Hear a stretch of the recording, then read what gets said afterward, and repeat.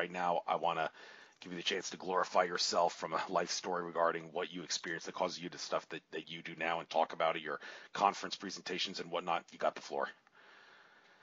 Great. Well, thanks for having me on, Andrew. I'll start by kind of giving an overview of what led me to my awakening. I think it's important to kind of understand a person's backstory, because everybody is led to some usually cathartic moment in their lives when they go through an awakening, and mine was certainly no exception. So I was raised agnostic. I was exposed to spiritual concepts, but I wasn't indoctrinated in any form or religion.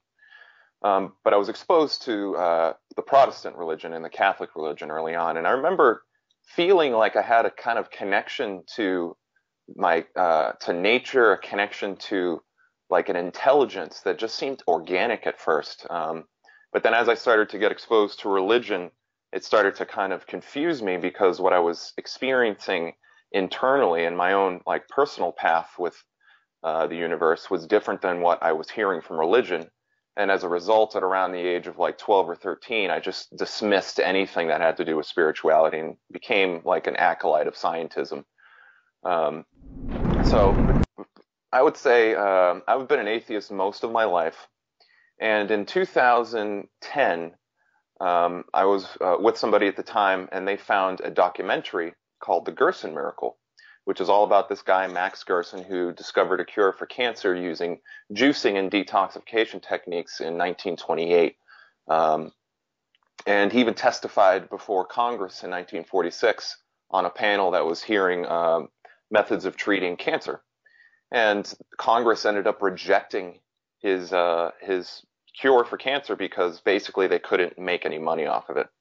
So when I encountered this information, it really shook me to my foundations, because I'm a pretty science-minded person. I went to school for physics. I've always been really interested in biology and just voraciously seeking information and knowledge my whole life.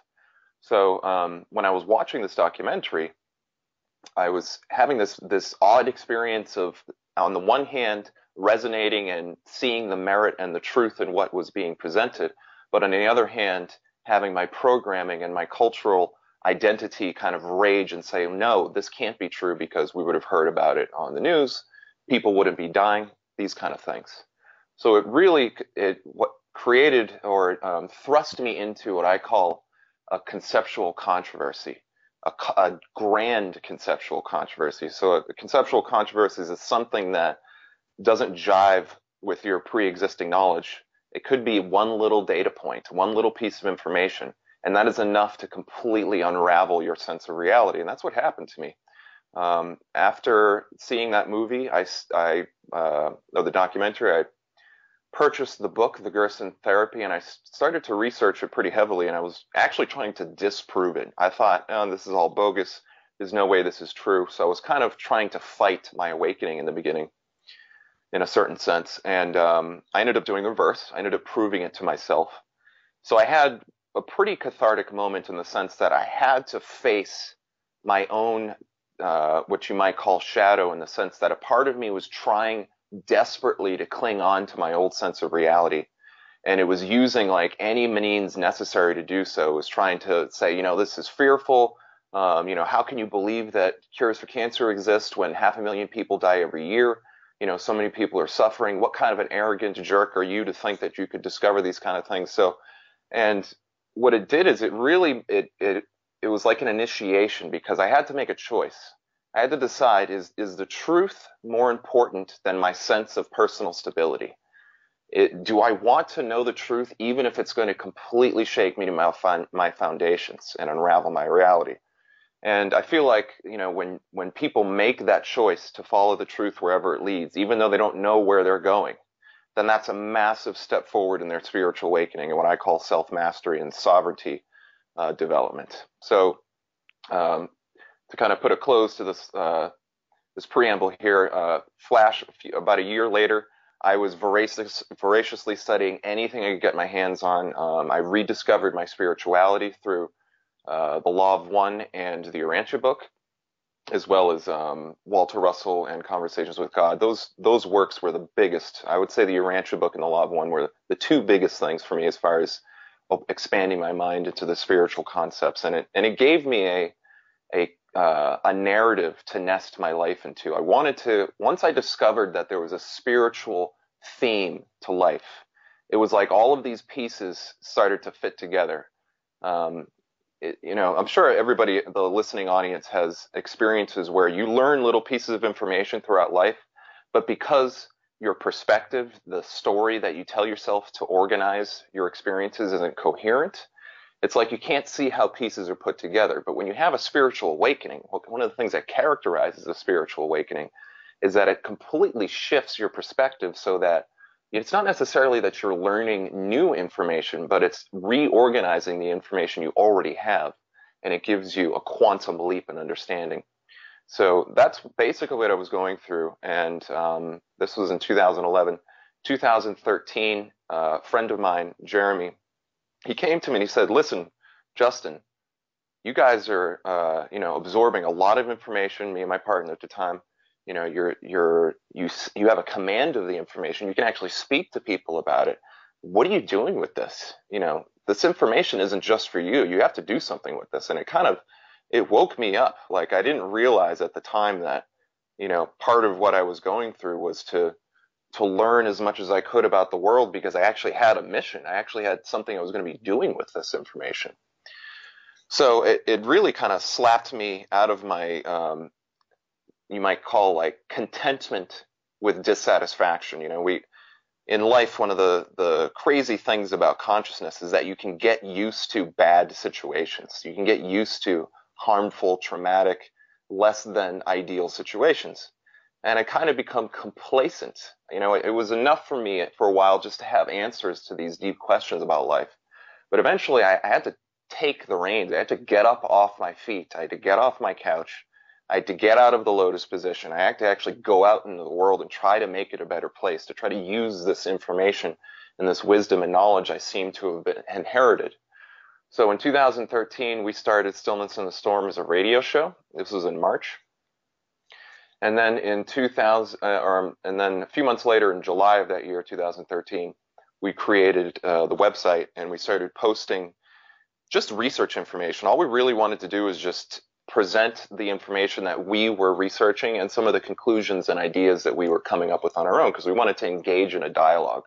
One of the things I noticed early on in my awakening is that having discussions, actually sitting down and talking to people in a really open, free, and almost like childlike innocence to discover the world type of way was tremendously catalyzing and powerful for me. I mean, I had a few opportunities to speak to some people in my hermit phase of my awakening that really kind of completely changed my perspective. So I thought to myself, now it's my turn to offer this to others, and to be a teacher where I can, but to be a student to everybody, basically.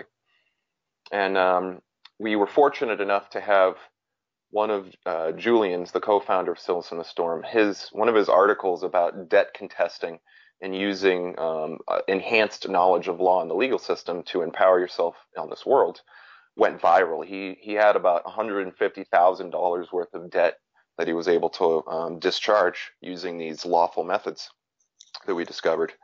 And the website kind of exploded from there, and we just kept pouring more and more information out there.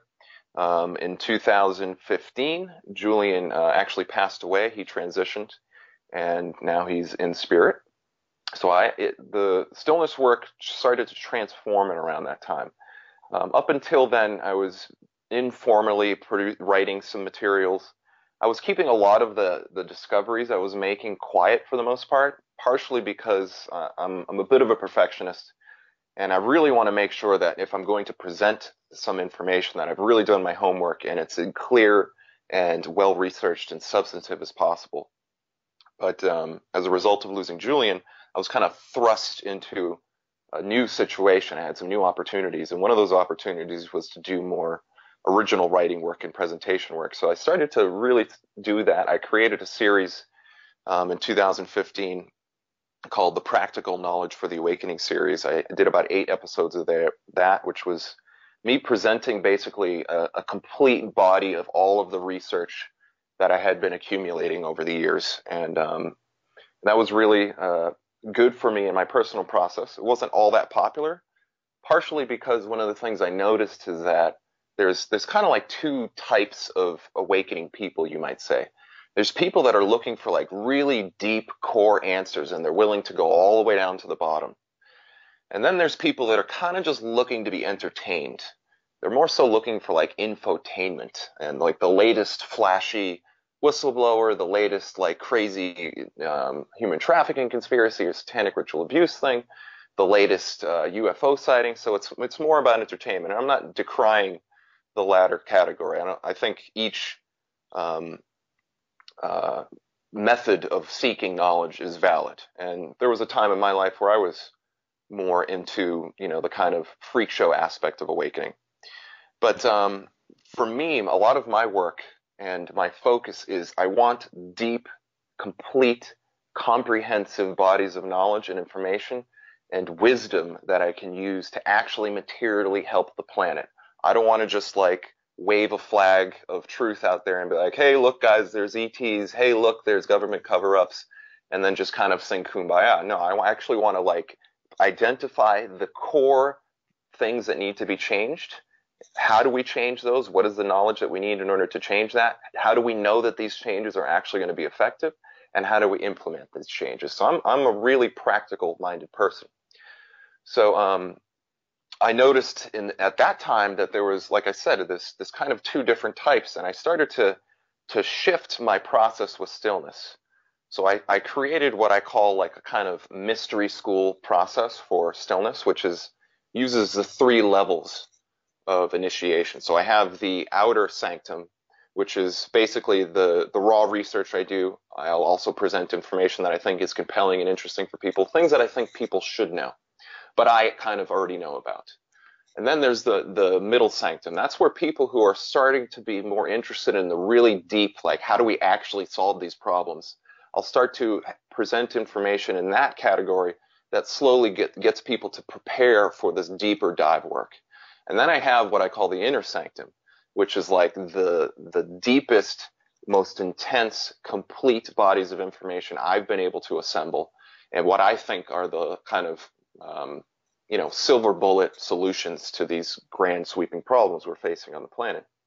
So to kind of bring us current, at around 2015, all the way up to where we are now, towards the end of 2018, I started writing a lot more original content, slowly revealing the three phases of my work that I've been talking about, putting more content out there to entice people to hear what I have to say, begin the discussions about the deeper stuff, and then slowly disseminating the really super deep solutions. And I started doing presentations about both of those things. I did a presentation at Eclipse of Disclosure in 2017, which I think you were there for, actually. That was the one in August of 2017 during that eclipse. Was that the one? Right. I was not Exactly. there. I was down in South Carolina seeing my nephew and hoping to try to see the eclipse down in Charleston, but it turned out to be cloudy that day. But that's okay, because that was just God's way of telling me you're not ready to see this eclipse. You got to wait till the big enchilada eclipse in April of 2024. That's going to be much more significant. So I guess it was meant to happen. But anyhow, I'm digressing and babbling. About eclipse disclosure. I wasn't there, but you were there. If you want to talk about that, go ahead. Yeah, awesome. It was a pretty big event. I got to present my first kind of big presentation solo. I entitled it Disclosure Consciousness, where I was basically talking about like the mechanics, the psychological and philosophical mechanics for how awakening actually happens, and then what are some of the effects on your body and the mind and the collective consciousness that happens when you wake up. And let's see. So then from there, I just started producing more and more content. I started to get involved in several projects behind the scenes, specifically tasked with what I think are some of the biggest problems in solving. And one of those is restoring the rule of law. I speak about this quite often. I think there's three big, huge solution categories that we might be able to identify. And those are law, philosophy, and psychology. And I feel like every other solution you could possibly think of falls under those categories. And here's why. Let's say you find an amazing solution. You invent some free energy device. And that free energy device, not only does it create sustainable, free, and clean energy, but it also creates like a coherent electromagnetic field that can heal the body and the mind, very similar to the Searle device that John Searle created. Well, once you have that device, how do you know that it actually does what you think it does?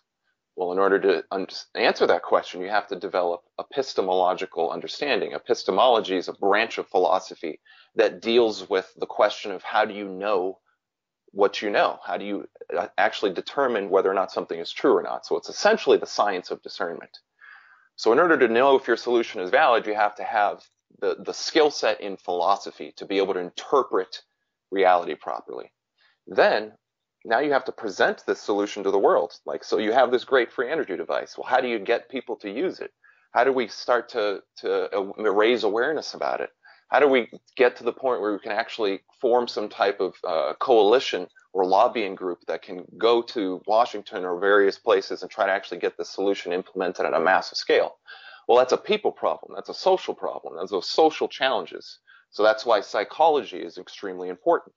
And of course, philosophy as well, because communication is directly related to philosophy. And in order to have a truly harmonious working group, so in order to form a unity that is extremely effective so that everybody can achieve their goals, particularly the goal of making the world a better place, you need knowledge of the mechanics of social relationship. And the body of knowledge that relates to the mechanics of social relationship is law, free will. How do two free will beings interact so that they have a meeting of the minds, so that they are on the same page with each other, so that they walk hand in hand into the future together? Well, you need knowledge of law in order to do that, specifically the knowledge of contracts. So to kind of wrap up this long diatribe here, flash to where I'm at right now. Right now, I'm in a really fruitful time in my work. I'm currently doing a behind-the-scenes kind of revamp of everything stillness, really honing my production process to try to make my time usage more efficient, because I have some really exciting projects that I'm going to be revealing here in the next probably year or so.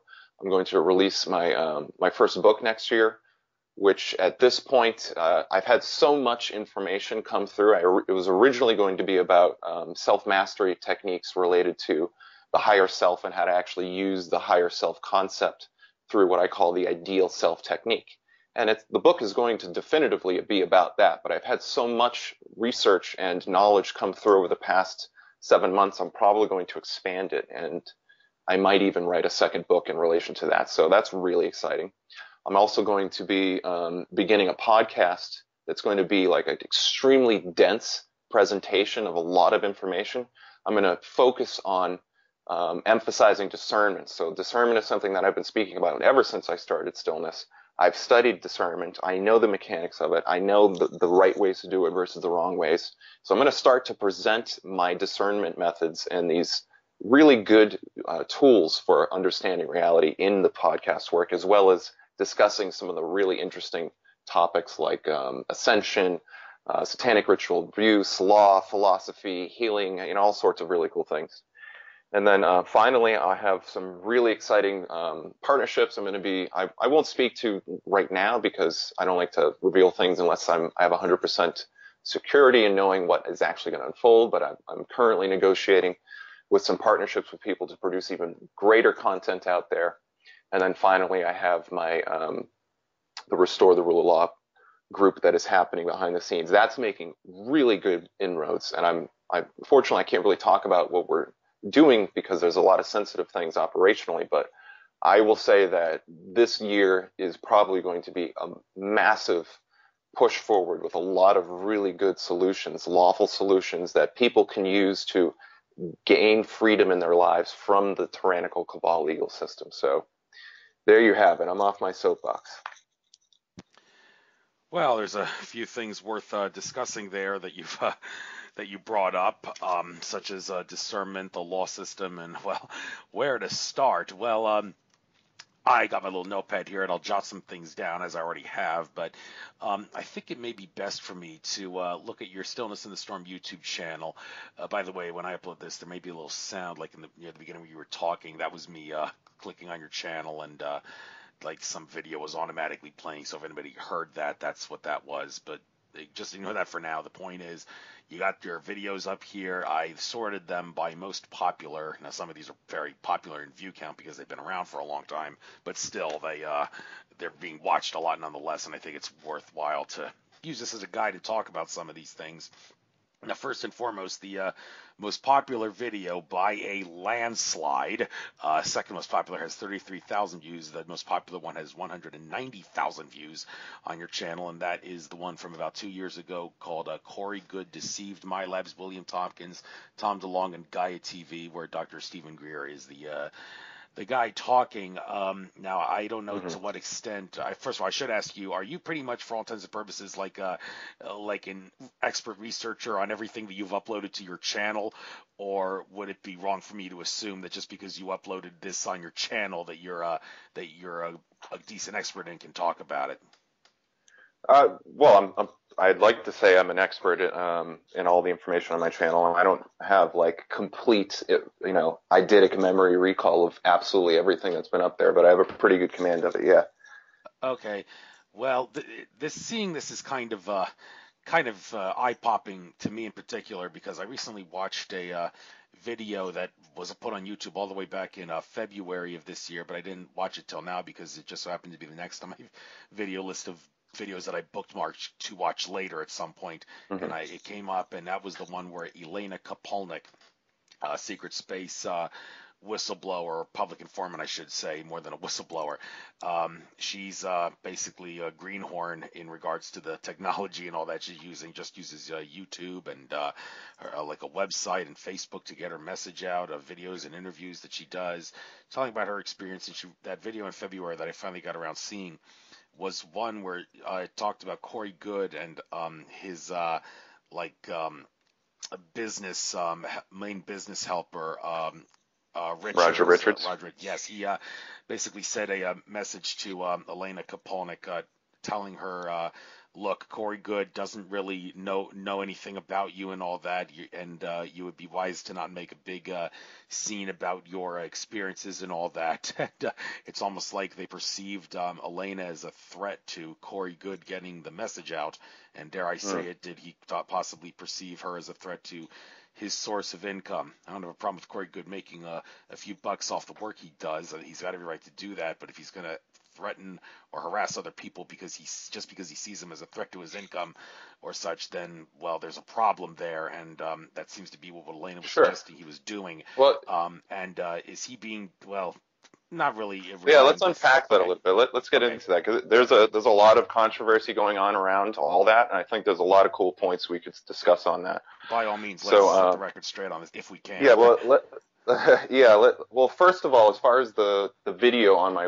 YouTube channel, when I uploaded those videos, I actually reached out to Stephen Greer and got permission to post excerpts of his presentation from I think it was 2016, November 2016, and it was entitled Cosmic False Flag. And in that presentation, he lays out his premise, which he believes that Tom DeLonge and William Tompkins and Corey Goode and a couple other people who are promoting the secret space program narrative of ufology are being deceived, basically. Now, I posted that video because it as a companion to that, I wrote an extremely in-depth analysis of Mr. Greer's arguments. And I basically concluded that the basis for Stephen Greer to assert that Corey was being deceived was ideological. So he didn't really have a substantive argument to say that Corey's information is invalid. He just had a belief that it couldn't be real because he is promoting a negative ET agenda, essentially, and that conflicts with his ideological presupposition that there are no negative ETs in the cosmos. So I just wanted to make that clear, because I've had some people come out and say, hey, what the heck's going on? You know, you're against Corey Goode. It seems like you guys were aligned at one point. What happened? I'm not against Corey Goode. I'm also not a blind believer of Corey Goode either. So to speak to this a little bit, when as far as like whistleblowers are concerned or anything like that, my take on any information, whether it's ufology or government conspiracy or an insight I had, a dream, anything, is always evaluated and discerned. So it's a claim. It's all just a claim of truth. And is there the process for evaluating that claim is, well, is there evidence to support it? Does the claim materially describe all of reality? Are there things that it can't describe? And if at the end of the day, I don't have any evidence to say it is untrue, so it's unconfirmed, then merely it is just simply unconfirmed. And the vast, vast, vast majority of all the information I've ever researched sits neatly in the unconfirmed bucket.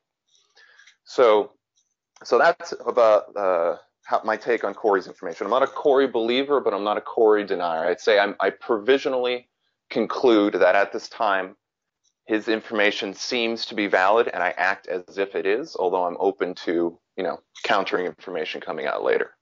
And that's just a general good way of discerning things in general. I actually wrote an article. If you go to my website, stillnessinthestorm.com, right up at the top, there is a little tab that says Master Discernment Tools. And I wrote a fairly extensive article about how to actually discern using the processes that I've been developing and I've discovered, because this discernment techniques, we're not reinventing the wheel here. This stuff has been around for a really long time. So there are well-established methods. So I'd strongly encourage people to check that out. So let's get into some of the little more controversial stuff. So you were mentioning how Elena Kopolnik had come out, and I actually remember this. What happened is she had reached out to Corey. She believed that she was a military abductee victim, and she was also a part of the secret space program, and she might also be a blue avian starseed. And so she came out. She reached out to Corey Goode and asked for confirmation. Now, Corey's process is when he has people reach out to him claiming that they're either SSP contactees or starseeds or things like this, he has a definitive process for how he vets out these people, and that process is as follows. For SSP whistleblowers, there's certain names of the projects. There's code names. The names that we hear, like Solar Warden, the Dark Fleet, the Military Industrial Complex, SSP, these are terms that were created for the public interface. But the actual real operation names are kept secret. So what he does is he asks the people what the real names are, or more to the point, they'll come to him and they'll say, hey, I was a member of the secret space program. I was a member of the Dark Fleet. I was a member of Solar Warden. If the person uses the publicly known names and doesn't provide the secret names, and that is an indication in Corey's process that they might not be a real whistleblower. Now, on top of that, he also goes to his contacts, because he has actual contacts that he speaks to, and he asks them, hey, this person, Elena Kopolnik, she thinks she's an SSP contactee. Is there anything in the records for her time that she served in a 20 and back program that you can confirm? Well, he asked that question, and the answer that he got was no.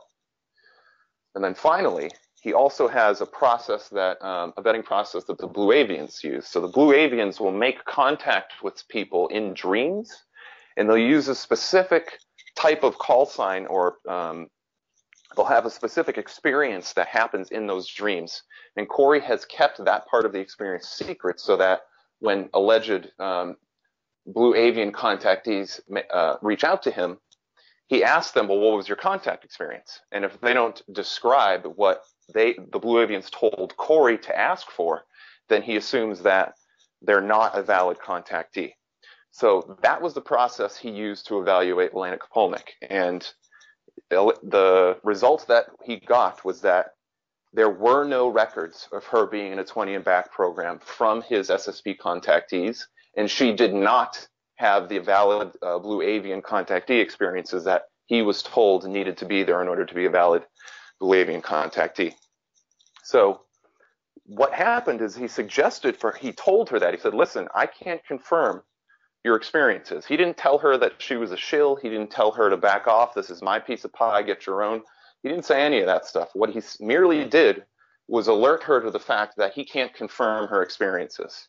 And he basically encouraged her to be, kind of respectful of the process, because she started coming out, despite the fact that she was not endorsed by Corey, and claiming that she was an SSP whistleblower and Blue Avian contactee anyway.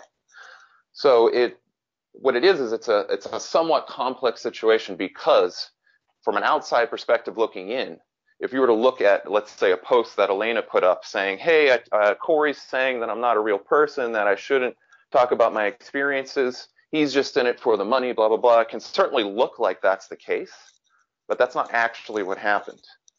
So there's a kind of integrity to the truth, I feel like, and I'm not trying to speak for Corey, but I'm more so speaking to the fine details, because I'm dedicated to the truth, and I'm dedicated to seeking the truth. And when it comes to the kind of political side of awakening, I notice that there's a huge tendency for people to draw like really lo-fi, myopic conclusions about things. Like, for example, I'm sure you've heard this before, David Wilcock's writing a book. He promotes his book.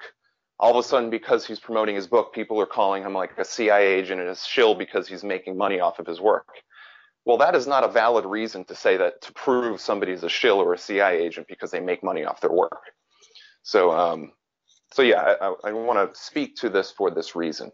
So just to kind of finish up this whole bit with Corey and alleged SSP insiders and whatnot. So his take, his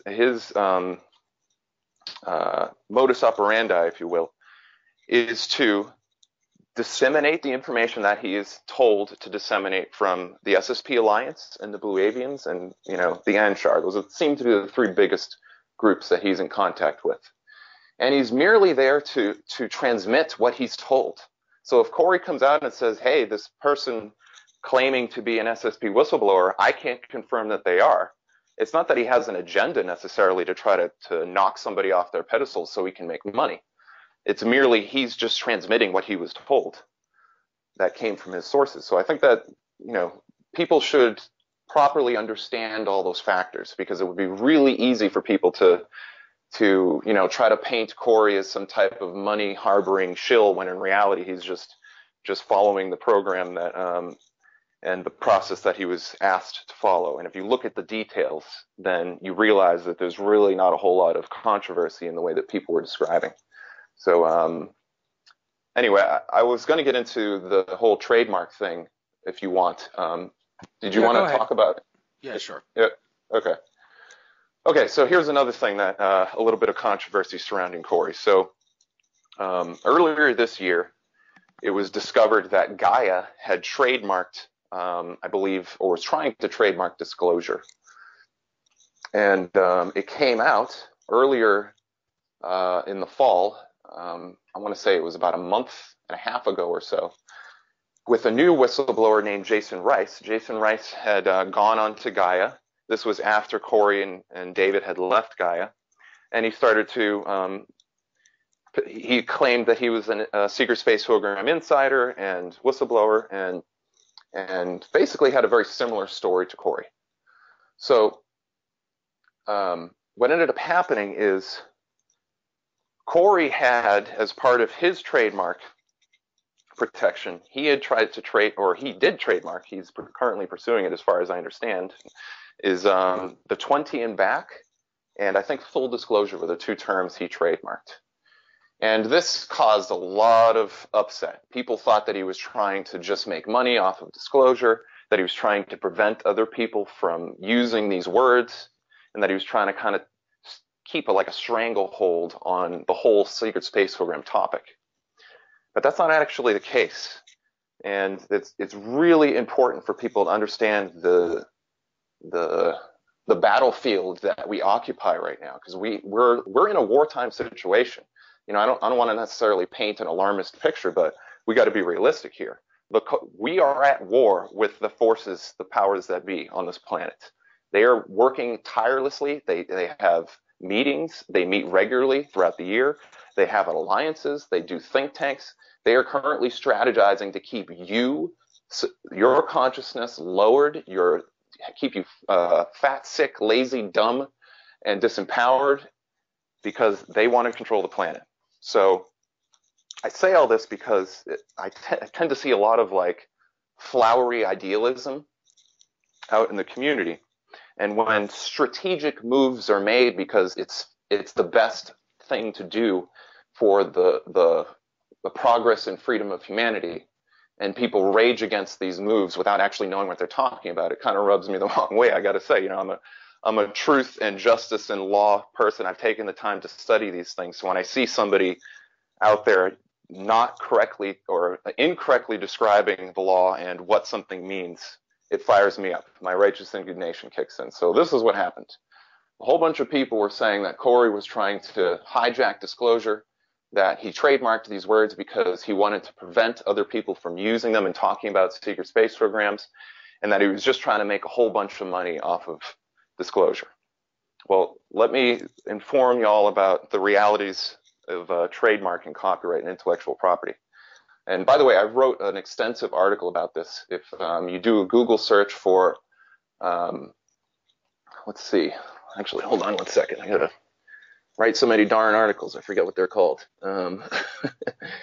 Trademark, the game of trademark,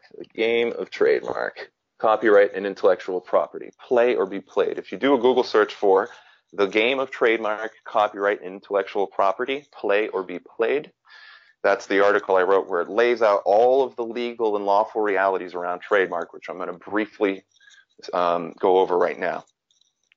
So this is the way the intellectual property works. Intellectual property is based on a first claim basis. So whoever gets to the trademark office first, whoever gets to the patent office first, whoever copyrights their unique creation first, is the one that is recognized as being the original, or at least is claimed as the original. So let's imagine a scenario. I'm going to imagine a couple scenarios actually to really nail these points in. So let's say that you're a content creator. Let's say that you create this beautiful spiritual work about how people can release their trauma, have beautiful, fulfilling, satisfying lives, and have bliss all the time, and it's just beautiful. So you create this amazing work, and you want to open source it. You want to give it away to the world because there's so many amazing techniques for healing your consciousness and living a blissful, happy life that that this is really important. You want to get it out to as many people as humanly possible.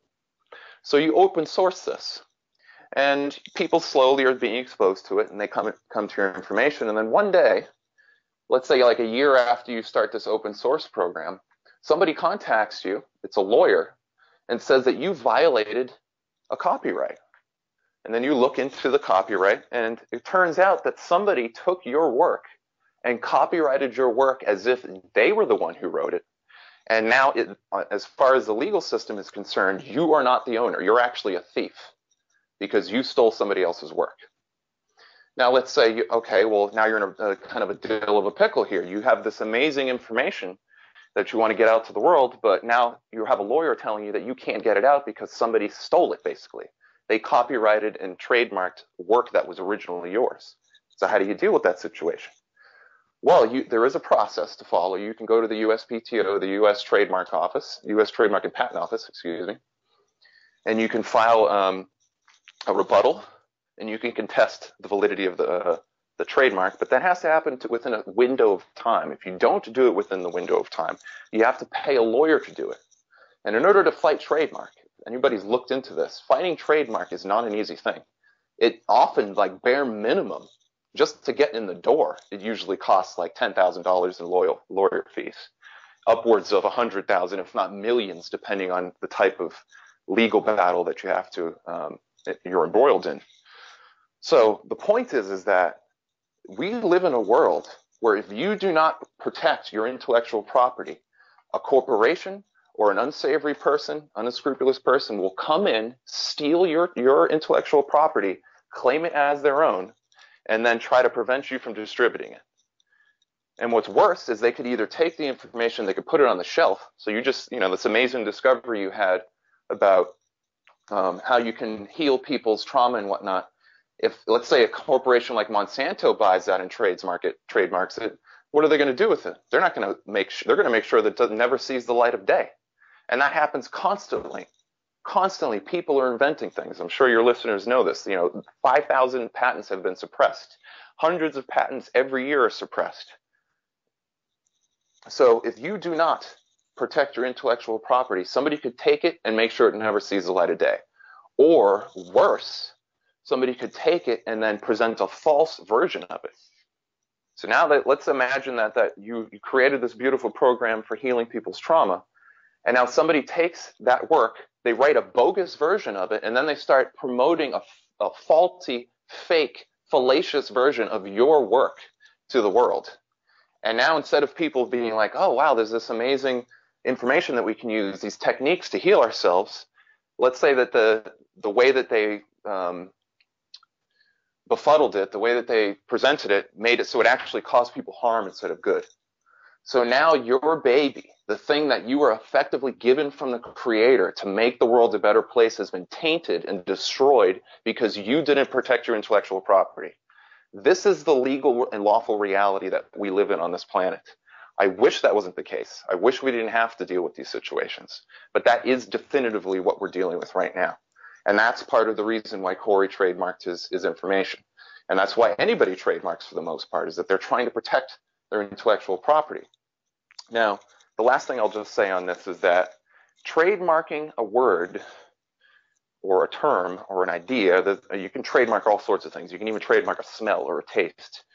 But trademarking it does not prevent other people from using it. What a trademark actually does in the legal system, it is a legal protection for business use only.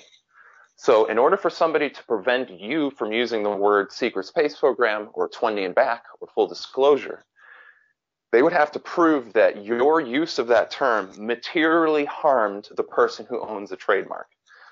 So if let's say Jason Rice wanted to come out and say secret space program or 20 and back or blue avian, he'd be perfectly capable of doing that. And there's nothing that Corey could do to stop him from saying that, unless it materially harmed Corey's business.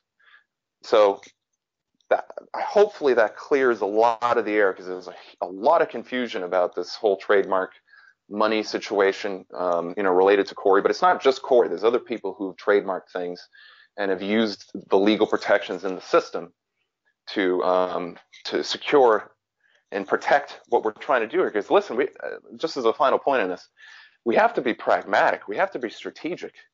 There's a term that Wilhelm Reich came up with called pathological idealism. And pathology refers to something that is diseased or is not working right. And idealism obviously is the aspect or the state of staying in a high place of ideal. So if you're operating from a place of pathological idealism, then you want to see the end result and you have no care for how you get there. You're like, you know what? I want freedom right now. I want full disclosure right now. I want the cabal to be arrested right now. And unless you're telling me that those things are happening, then you're part of the problem. That's what pathological idealism is. So you see this happening a lot in the awakening community. I'll put myself on the hot seat.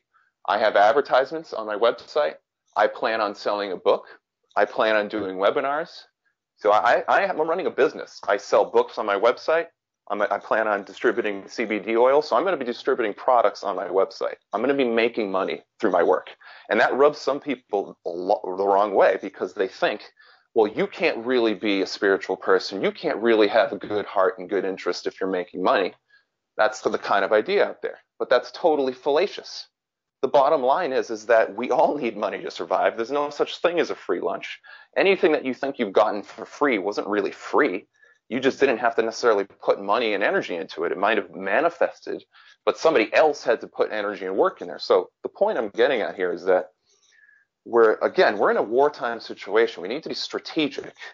If somebody gave me $10 million tomorrow and I took that money and I created soil restoration projects to slowly heal the environment, I developed an academy to teach people about proper discernment and self-mastery techniques so they can heal their mind, deprogram themselves, and actually live fulfilling lives.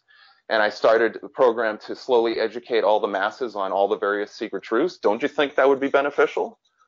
Yeah, of course. Well, of course it's beneficial. So I'm arguing that there's a psyop that's been pushed onto the awakening community, the spiritual psyop, a false spirituality, which says that if money is involved, if we use the existing system in any way, shape, or form, that we're not actually making any progress. And that is fallacious. That is dead wrong. We have to make progress being intelligent. We have to take intelligent steps forward. We have to create real practical unity by discussing the situation that we're in and thinking about how we can really make a step forward. And that often involves a slow incremental process. A really good example of this, and I'll get off my soapbox, is Trump. I'm not necessarily a Trump supporter, but I look at what's happening and I think to myself, if this guy was part of the alliance, emphasis on if, because I don't really know, if this guy was part of the alliance, why isn't he, why is it that President or George Bush died and he didn't have an Oval Office address to tell the world about how much this guy was a bastard and he was a CIA stooge and a deep state stooge and he was involved in pedophilia and pedogate? Why isn't he raging against Israel? Why isn't he raging against Wall Street? So there's this perspective that, well, if Trump was really a good guy, he should be raging against all the bad guys, and he should be there like with his Superman suit on and like kicking ass and taking names. Well, yeah, that, it might make us feel good if he did that, but would that be really effective? I would argue no, it wouldn't. I think what Trump is doing is he's presenting himself as somebody that is part of the deep state. He presents himself as if he's part of the bad guys, and he cozies up to them because he wants them, the deep state actors, to feel safe and comfortable around him so that he can gather information about them so that eventually the switch can get flipped. This is the way that grand jury sealed indictment investigations work. There's a reason why they're sealed indictments, because the investigation is so damn sensitive that if any hint of it got out, it would blow the lid off everything and the crime syndicate would shift gears and it would be really hard to prosecute them. So even though it would make a lot of people feel better if Trump raged against chemtrails or GMOs or Wall Street or the Federal Reserve or any other token bad thing you can think of, it would counter the steps forward. At least in my current analysis, this is my theory, this is my supposition. Again, I'm not promoting myself as a Trump supporter. I'm just merely entertaining the idea and exploring the idea that he might be part of an alliance. So yeah, there you have it. Well, regarding the extent to which Trump can help us out, and the extent to which he can either be aided by the good guys or hindered by the bad guys, it was brought to my attention in the Conscious Life Expo. Ted Marr was the guy who said this, that the real purpose behind Trump and Henry Kissinger, having that meeting, I think it was in May 2017, so Kissinger could basically tell him, you do what my minions and me tell you to do, or you, your business partners, and your family are dead. Simple as that. And if that's the case, well, that raises the question, all right, are the good guys not with Trump? Like, when I say good guys, I'm maybe even go as far as saying, yeah, the aliens. Sorry if that word isn't politically correct for many people, but the point is, there has been word that, yes, the good aliens are watching Trump, and can they protect him? Well, the problem with that is there's the whole free will thing. It turns out that at Andromeda Council Contact Tolex conference that I was at several months ago in Arizona, a couple of speakers, M and Miss M, they go by the aliases. Maybe people have heard about them, the listeners have. But they, when I asked them if there is any truth to the claim that the reason Edward Snowden, since the plans were in place since at least June of 2016, it revealed documents which would show that 9/11 truth was right all along. So why is it taking so long for those to be released? Well, Ted Marr, in the same conversation I had with him, he said, the powers that be said, we will murder lots of innocent people if those documents get exposed. Well, could we not perhaps ask our space brothers and sisters to kept that from happening? Could we say, could you please restrain the powers that be from murdering people if whistleblowers reveal things, so the whistleblowers don't have to worry about revealing that stuff? And could you Right. maybe protect Trump if he choose not to do what Henry Kissinger and his minions tell him? Well, they said it's not that simple. There's a thing called free will, and like it or not, free will allows for the violation of natural law. Wow, Yeah. it opens up a whole new can of worms. But the point is, even if you're being helped by the good guys and hindered by the bad guys because of free will, there's only so much that people can do, and only so much evil that unfortunately can be stopped, it seems. So, any Right. comments? Right. Yeah. Well, I mean, the free will issue is a huge one. I would say that part of the reason I studied the law so much is I wanted to understand like the genius that is the control system. I mean, um, I have to give respect or have to give credit where credit is due here. The cabal are brilliant at doing what they do, and they've created a really um, uh, insidious yet almost perfect karmic shield for all their activities. And part of that is we participate in our own enslavement. The way that the slavery systems worked, which at its central core is a legal, lawful structure, is it's all based on our participation in the system. They present certain presumptions. They say that we're dead, soulless, animalistic, unbegun, non-spiritual, original sin creatures. And because we're incompetent, insane, and lunatics, we have to be managed as if we're basically slave creatures, like we're animals. So if we act as if that is the case, if we don't develop ourselves, if we don't seek to know thyself and gain knowledge and gain our competence, then they're right. That's the hard truth. I mean, the bottom line is that the current matrix of control, it's not perfectly lawful, but it is almost perfect in the way that it is expressed and lawfully expressed, is that we participate in our own enslavement by not developing ourselves, by not gaining self-mastery. This is one of the reasons why I bang the self-mastery warhammer so much, is because when you develop mastery of self, you literally remove the tentacles of control inside of you, and this is a huge part. So yeah, I think that it seems as though if Trump was going to be, let's see, if Trump had the goods and he could start releasing documents on things, it could earn him, being a target by the cabal. I think, though, his method of doing what he's been doing seems to be really effective, which is basically that he manufactures a situation where the deep state just slowly reveals themselves. I mean, look at what happened recently with the Trump dossier and the FISA memo related to what is that guy's name? But it basically came out like literally within the past week that the basis for the FISA memo was an article that was itself fallacious, that the FBI knew was fallacious, but they let go through anyway. And now that's coming out not from Trump, not from the Republicans, but from the Democrats, from Mueller. So the very people that are part of the deep state are literally like, undermining themselves through the alliance agenda, it seems like. So I think it's brilliant. Yeah, another thing that would be really brilliant is if someone could finally get the supposed RVGCR thing in place. I bring this up because I see your most recently uploaded video 3 weeks ago, Secrets of Money. We need more than an asset-backed currency. I didn't get the chance to watch this. I just saw it now. But this goes back to something else that those people M and Miss M, their aliases at Tullis conference, they also said another thing about how the economy is not going to collapse. The economy is actually going to get better, and it's particularly in the housing market up until, they said, like the fall of 2019. And one of the people in the audience during question and answer said, well, I'm sorry, but what you said about the economy getting better, you think you made us happy, but you did nothing of the sort.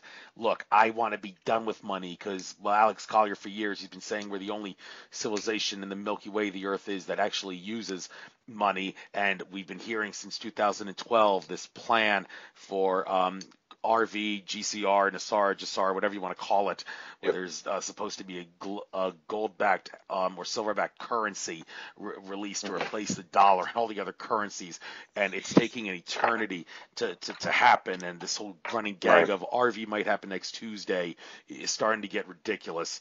And well, yeah, you're right. We need more than an asset-backed currency. And Tolik said, I expect my contacts tell me a 10 to 15-year period of how we're going to transition into no money at all. Well, that ain't going to start until this RV thing manifests. Interesting fact: one of the more prominent spokespeople in the whole RV thing, Sheldon Neidl. Of Hmm. the Galactic Federation of Light Contacts, he's in the hospital now. I read a recent article sent through his website saying he was attacked by a direct energy weapon. They attacked him in Oh the boy. part in the brain where he deals with the most with being able to contact. And Sure. well, he's one of the foremost people that's been talking about how the good aliens are in fact some of the forces behind helping make the global currency reset possible. And well, why he was attacked, I don't know if that has anything to do with it, but also raises up the question, why didn't his contacts protect him? Well, free will, Right. Right. unfortunately. So, but anyhow, yeah. Have you heard anything about this? The anything about RV when, the dreaded time word when? I hate to use it, but hey, everybody's asking that. When is it ever going to come out? What has to happen? Why are we? How are the bankers still in power? What are we not doing to them that's going to make them surrender? I don't get it. Any comments or to this? Yeah.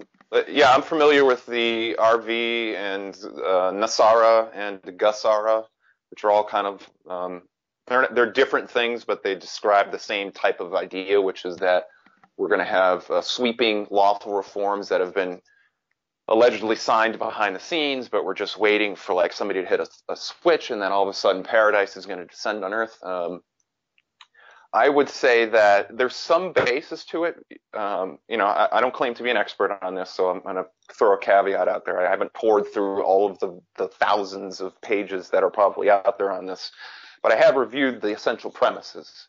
And the essential premise is that the financial system, particularly currency, has been manipulated artificially for a very long time.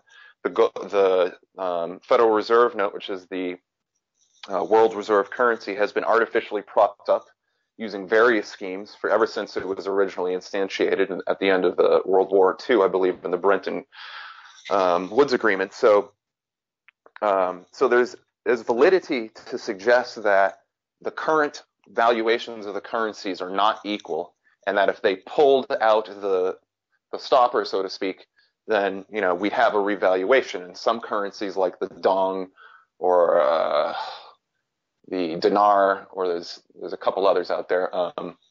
Once this revaluation happens, once this transition out of the current Basel III, I believe, financial agreement, international financial agreement system happens, there'll be a revaluation. And just to speak to that, we were supposed to, Bretton Woods was only supposed to last until I believe 1999. And then we were supposed to transition into a new system. We didn't transition, so that's another data point that is factually verifiable that underpins this idea that we might have a revaluation. Here's my problem with the revaluation thing.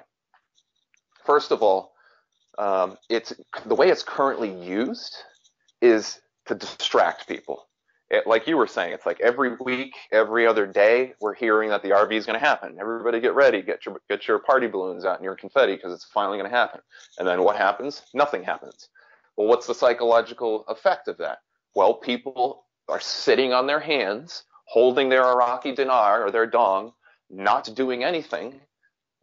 And I'm being, over zealous with this. I mean, obviously they're doing things, but you get what I'm saying, is that there's a tendency to wait because you feel like, well, there's a big solution, big change coming, and I don't want to necessarily muck that up by trying to make moves for myself. So one of the things that any type of hopium does, whether it's promises of ETs coming to rescue us, whether it's an ascension event next week because of a solar flash, whether it's an art revaluation, whether it's mass arrest because Q and Trump are going to come in on white horses and save the day, whatever it is, any external savior concept, it all has the same basic effect. It tends to distract you, and you striving as an individual to take on the sovereign mantle of world healer and trying to make the world a better place on your own 2 feet. And it tends to hinder unity. So normally when people are suffering from some situation, they stand up and they're like, hey man, you're in the same situation I am. You're in the same situation I am over there. Why don't we all work together to solve our problems? That's what normally happens, when things aren't really mucked up. But the idea of an RV, it creates this block. It creates this idea that's like, well, I could go talk to my neighbor about these crazy truths and trying to form a community to make the world a better place. But man, it's going to take a lot of work to do that. And I'm going to have to work through a lot of conversation and build rapport, and it's going to be tough. And I think instead of that, I'm just going to wait for the RV to go through. So that's the big issue I have with it, is the distraction aspect.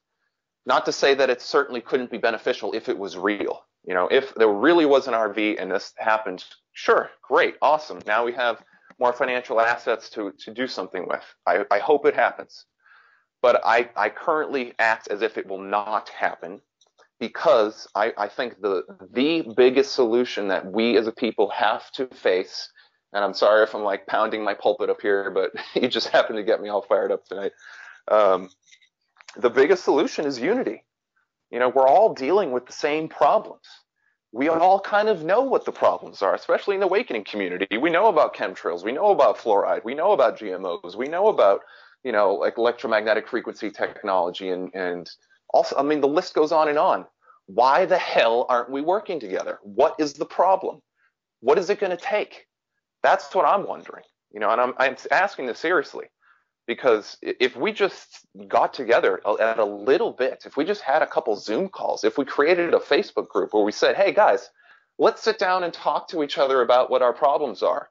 And let's just keep an open mind and try to focus on the main goal, which is making the world a better place for ourselves, for our children, in the future. Isn't that something we can sacrifice a little bit of social pressure for, so that we can try to have the world that we want? That's a huge issue for me. The last little thing on the whole RV thing is the basis. So the underlying premise, and this isn't just in awakening circles, it's also in, gold, the libertarian kind of, gold and asset-backed currencies are the savior.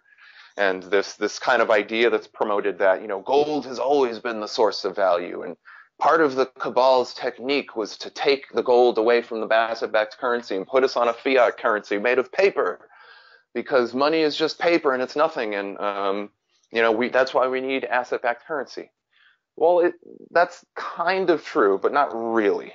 So if you do a deep dive analysis on what money actually is from a lawful perspective, then all money, whether or not it's gold or dollars or dinar or, Walmart slips or whatever the heck it is, the tokens that you put in at the arcade, all of that is agreed upon currency. So what makes a currency actually what it is the fact that people agree to use it. So whether or not we're using gold or we're using dollars, it doesn't really matter. The whole point is that we're using a fungible system, so a measure of currency that maintains its value across different domains. So from a lawful perspective, the whole reason money exists is because if everybody was sovereign, right, then I would be producing my own goods and services. Let's say I was a milk producer. I had cows, and I wanted to trade my milk with you, and you produced, hemp clothing. Well, if I'm sovereign and you're sovereign, then we are, from a lawful perspective, when you're sovereign, it's basically like you're a king or a queen. You're an island of legal protection unto yourself. So you have your own internal currency. I have my currency that I use to measure the worth of my milk. You have your currency that you use to measure the worth of your hemp clothing. So that's all an internal process. So how do we actually exchange our goods and services? How do I know that my 6 gallons of raw milk are going to be equal in worth, or that I'm going to get a fair exchange for my 6 gallons of raw milk when you give me, 10 outfits made out of hemp clothing? Well, we have to develop an accounting system. And that accounting system needs to use a measure of value for those goods and services. And that's what currency or funds actually are. That's what the word funds means in a lawful sense. So money, US dollars or dinar or dong, that's a type of, it's called a specie of money. It's a type of money. But the money itself is merely just an arbitrary assessment of the thing's value, and it is applied or assessed against all possible products. And the goal or the reason why that's there is because when we exchange goods and services between two sovereign beings, we want to make sure that there's a fair exchange. So when it comes to this whole idea of asset-backed currency, there is some truth to the fact that an asset-backed currency would be beneficial because it's a little harder to manipulate from behind the scenes. If gold is a certain dollar value and the value of the dollar is tied to that, well, it's harder to manipulate, although it still can happen. They've been manipulating gold, the price of gold, for a long, long time. So if people think that somehow an asset-backed currency can't be manipulated, just look through history. They did a gold push back at the end of the 1800s. Look up the documentary Secrets of Oz, and Bill Still, he does an excellent presentation on the last time they did this whole gold-backed currency thing, and it caused a massive depression. So the key thing I would say with money is that we as a people have to understand the tools we're using. It's generally not a good idea to use a tool when you don't know what the heck you're doing.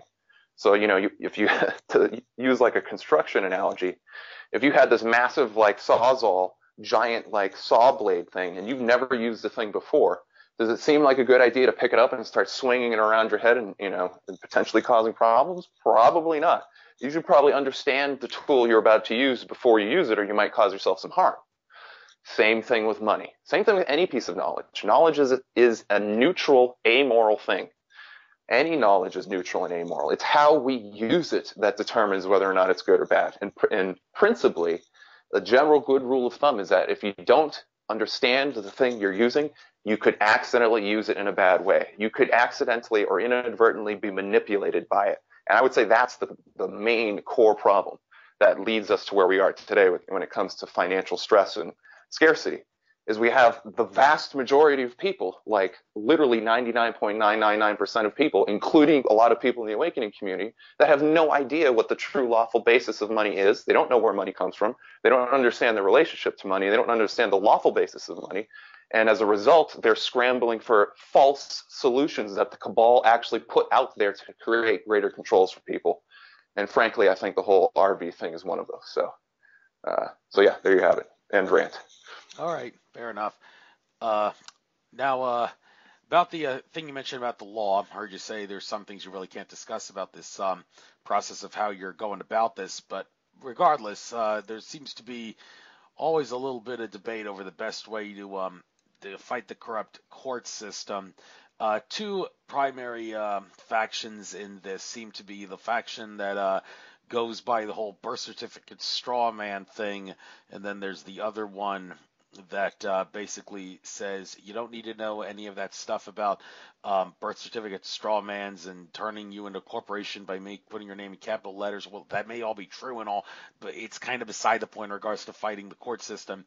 Best way, hands down, to fight the court system, use their own laws to beat them black and blue at every turn, because these guys are so corrupt that they have to make strict laws to keep themselves in line, which gives us, the good guys, the opportunity to use those laws to keep them in line and win the case, because all the checks and balances are in the public policy, emphasis on public policy. I didn't use the word law, I said public policy, but Nice. yeah. So I mean, what would you be willing to tell me which group you would be more inclined to join? Because it seems like the former group, the Patronut, is a Patronut group of sorts. They're nuts. They to think that you can actually make the claims about straw men, and that is not going to get you anywhere. And also the whole thing about Winston Trout.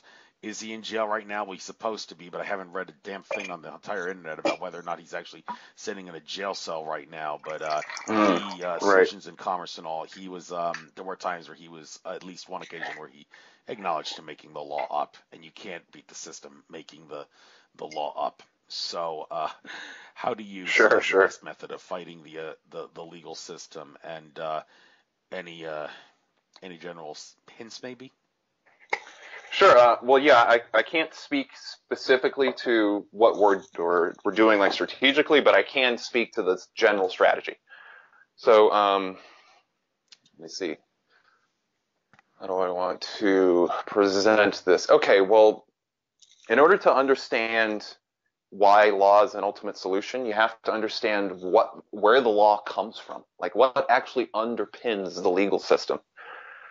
And what underpins the legal system is what's called ecclesiastical knowledge. So an ecclesia is an organized group of usually priests that sit down and they basically write down all of the knowledge that exists in humanity. So over the years, people have been discovering things. They've been asking themselves questions about, what is the universe? What is your relationship to the universe? Is there a creator? Is there not a creator? These kind of things. And they've been creating a system, a model that describes reality. And that model that describes reality not only incorporates the physical aspects of reality, like, there's a sun and the moon and stars and an earth and human beings and plants and animals, but it also incorporates the intangible aspects of reality, like rights, your relationship to the creator, a covenant, trust, morality. It defines metaphysical concepts. So it defines what a right is. It defines what thoughts are. It defines what consciousness is. It defines what spirit is. So that's called an ecclesiastical body of knowledge. So what makes the legal system what it is that it draws from an ecclesiastical body of knowledge. And a pretty good simple explanation of this is it's the territory, the map, and the course analogy. So if you think about information, or you think about the discovery of truth, it's very similar to exploring territory. So if you imagine you're out in the woods, you're walking along like a valley, you're seeing all these things in the territory, seeing all these things in the place you're walking at. And if you write those things down on a map, now you have a representation of what you've explored on a piece of paper. Well, that piece of paper is your knowledge. And the course that you plot to get from point A to point B is your value system. What do you value? So let's say you're trying to get from the base of a mountain up to the top of a mountain. Well, there's many paths up the mountain, right? And you know that you can see, because you've been exploring the territory, that there's a river, there are some cliffs. So one side of the mountain is really sheer, where another side has more foothills and switchback trails. So you ask yourself, like, well, how do I want to get up this mountain? Well, if you value ease, if you value the easiest way, the least amount of effort, you're going to choose a course that doesn't take a lot of time and energy.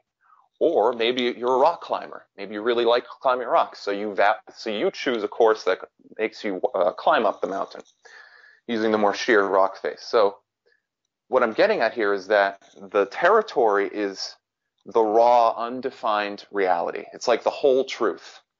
The map represents knowledge. And the course, or the path that you plot up the mountain, represents your values. So to take all this and compare it to the law and the legal system, the ecclesiastical body is like the map. We have like raw reality. We have the whole truth.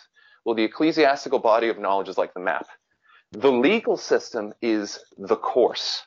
So what the legal system does is it says, well, hey, we have these things called rights. We have this thing called land. We have these things called property.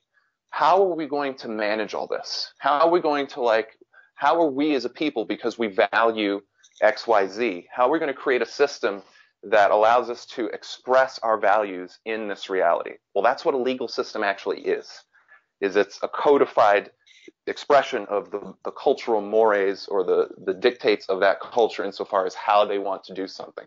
So how does all this relate to the solutions I'm talking about? Well, what the group that I'm working with did is they created a better ecclesiastical body of knowledge in the Roman Vatican system. So when it comes to the debate as far as, well, who's got the best legal system, the way that you answer, you win that debate is whoever has the best description of reality that incorporates the most phenomenon possible is the one who wins. So our system is far superior to the Vatican system.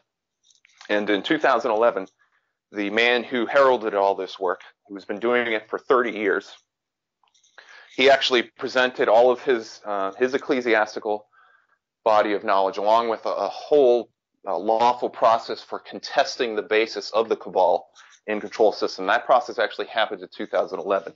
So he presented effectively a rebuttal to the Roman Vatican system that said, you don't actually have the lawful basis to run humanity because your description of reality, your ecclesiastical body of knowledge is imperfect. It's set up with a whole bunch of fallacies, one of them being that, that we have original sin. And he presented a better logical argument for the basis of reality. And they accepted that document. So that is now the founding basis of the behind-the-scenes reformed legal system that's happening, that started in 2011. So what I'm getting at here is that our version, our solution to the restore the law problem gets to the root of the problem. We're not talking about claiming our birth certificate and gaining access to our strawman accounts, although part of the process incorporates that because we're going at the foundational level. We're not necessarily talking about ignoring the whole system and then just creating some utopia outside of it. Well, that's kind of what we're doing. What we're doing is we've created a lawful system from the ground up that not only has a superior basis in law because it's a more coherent, honest, honorable system, but it has the power to consume the existing legal system. And that's exactly what's slowly happening behind the scenes right now, is slowly this superior legal or lawful body of knowledge and information is slowly consuming the system. So what does that look like? And then I'll get off my soapbox here. Well, basically what it means is that your rights, your legal person, is defined by the Roman state. And there's this thing called papal bulls. There was, 4 of them, big ones, Unum Sanctum being the biggest in 1302. What Unum Sanctum did was it stated that the Roman Church has the right to manage and commandeer all of the rights of all beings on the planet in perpetuity, forever and on, based on the idea of original sin and based on the premise that all souls have to be saved. And the only person who can do that, or the only legal body that can do that, is the Roman pontiff. So what that means is that the way you are defined in the Roman system is that you have no rights. Again, you're a soulless, dead lunatic who is lost at sea, and you have no rights. And as a result, if you try to use the Roman system to gain freedom, and you don't do a complete process, which, as far as I understood it, I haven't seen all of the solutions out there, so take this with a grain of salt. But out of all the solutions I've been exposed to, and I've probably seen 24 at this point, none of them address the core issue, which is that if you're presenting your case for freedom based on the Roman system, you haven't addressed the greater problem, which is your relationship to the Creator. That's the fact that you don't have any rights. So our system creates a totally separate ecclesiastical jurisdiction that is superior and that it protects your rights. And what ends up happening is you convey your Roman rights into this other system. And then once you're in that other system, it's effectively like you're your own nation state at that point. And then you can start to interface with the Roman system. You can there's a whole body of paperwork. You have to create a will and testament. You have to declare your will. Once you do that, you then appoint, we were calling it a general executor of your estate. It's not called that anymore. It's just a trustee. And then it basically gives you the power to use all of your rights that you have from the Creator, your inalienable rights. You can use those within the existing system, and you're basically reforming all of these systems. So a lot of the things that we think of as part of the cabal system are going to slowly start to get transformed as people reclaim their rights and start to act in a lawful capacity. And just as a final point in all this, the basis of the system is knowledge. You have to be truly competent. There is no magic paperwork to sign where you don't understand what the hell you're doing and then somehow you're going to get freedom. I'm sorry, that's a crock. It doesn't exist. You have to actually know what the heck you're talking about. You have to have studied law enough to be able to use your rights properly. And it doesn't mean you have to be the premier law and legal expert on the planet, but you have to actually take the reins and take responsibility, because rights come with responsibilities. If you don't know how to use your right properly, then it's likely you're going to use it to cause harm to somebody else. And that is the total antithesis of an enlightened, awakened, ascended type of a society. So hopefully I answered your questions, and feel free to ask more. Oh yes, and also about best way of fighting the system, but also to what extent does that factor into what you do? If you can't answer this, fine. But it is said that everything all around the world uses maritime commercial admiralty law.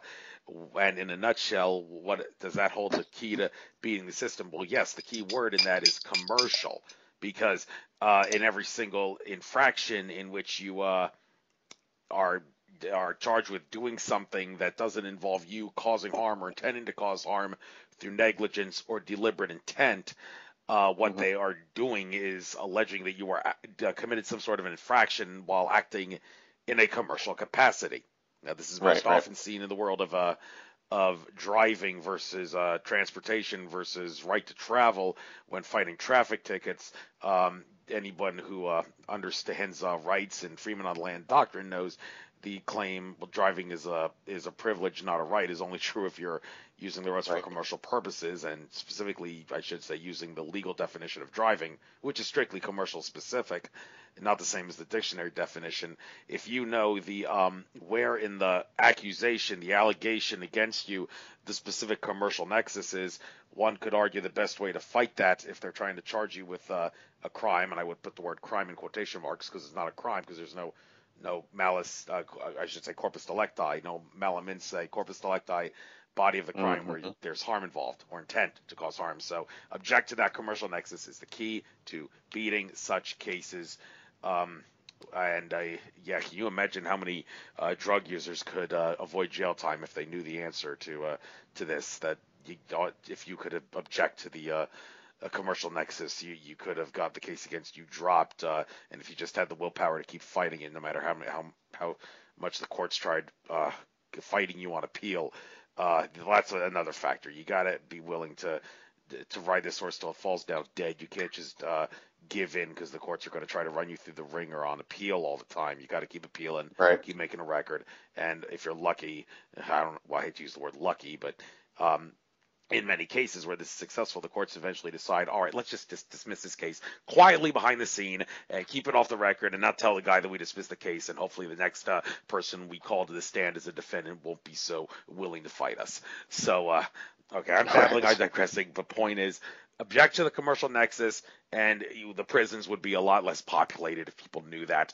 Does that in any way factor into the work that you do? Certainly, yeah. There's an aspect. You might say that the mechanism that applies the fallacious legal system to the people is a commercial one.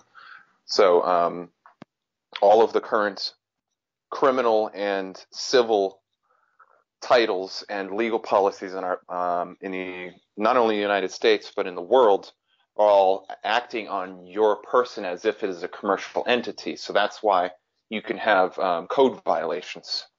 So only corporations, only entities that are acting in a commercial capacity have the ability to quote unquote commit harm through a code violation, because a corporation derives its existence from the endorsement of the nation. And just to unpack this whole corporation thing, because I know that there's this idea that corporations are totally evil, and that anytime there's any type of use of corporate or legal personhood or anything like that, then it's only ever bad and there's never any good that can come from it. I'm sorry, that's not true. The reality is that corporations are one of the many legal tools that are out there, And they have certainly been used fallaciously, but it's just a tool. So corporations come out of estates, legal estates, and legal estates come out of trust. That's the order, the sequence there. So a trust is created when two or more beings agree that something exists and they define that thing in reality. And then they decide how they want to manage that thing, and that creates a legal entity. That legal entity is an estate, it is a person, it has rights. So if I give you my car and I say, hey, Andrew, use this car in this way, do you agree that this car exists? You're like, yep, this car definitely exists. And I will agree to use it in this way.